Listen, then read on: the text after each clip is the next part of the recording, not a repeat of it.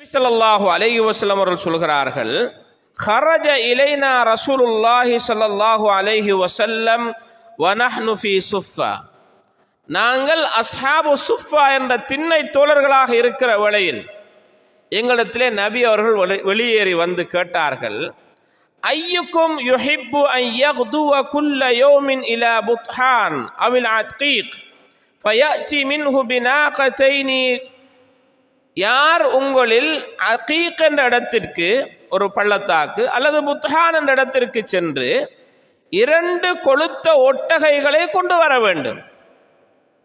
அந்த 2 கொழுத்த ஒட்டகைகளிலும் கொண்டு வருகிற போது குடும்ப சண்டையோ பிரச்சனைகளோ இருக்கக்கூடாது.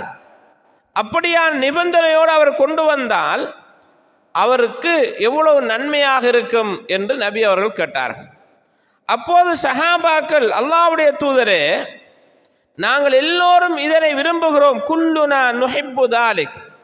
ஒவ்வொரு ஆளும் காலையில் போய் 2 கொழுத்த ஒட்டகம் கிடைக்குதாமண்டா எல்லாருக்கும் விருப்பம் தான். நாங்கள் எல்லாரும் போய் வாரோம், எல்லாரும் அந்த இடத்துக்கு போய் ஒட்டகத்தை இடத்துக்கு வாரோம், அது விலை உயர்ந்த சிறந்த ஒட்டகம் என்கிற போது எல்லோரும் விருப்பமாக இருக்கிறது.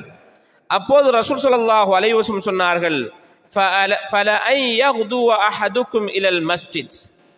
உங்களில் ஒருவர் அல்லாஹ்வுடைய இல்லத்திற்கு சென்று ஃபயஅலம், மார்க்கத்தை அறிகிறார், அவ் யக்ரவு ஆயத்தைனி மின் கிதாபில்லாஹ், அல்லாஹ்வுடைய வேத வசனத்திலிருந்து 2 வசனங்களை படிக்கிறார், கைருல் லஹு மின் நாகதைன், 2 கொழுத்த ஒட்டகை கிடைப்பதை விட 2 வசனம் படிப்பதனுடைய வாழ்விலே சிறந்ததாகும் என்று நபி அவர்கள் சொல்லிவிட்டு சொன்னார்கள்.